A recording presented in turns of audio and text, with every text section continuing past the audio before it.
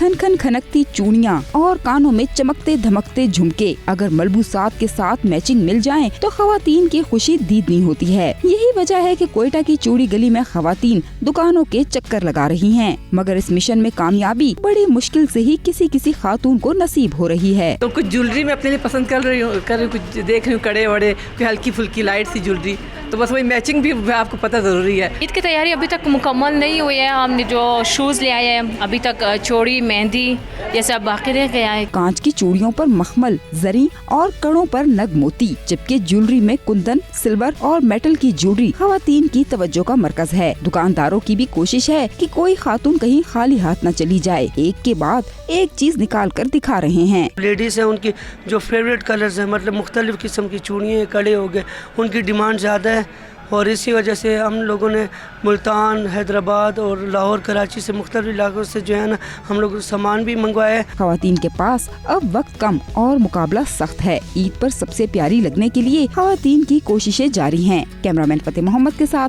Bushra Qamar, 92 news, Quetta.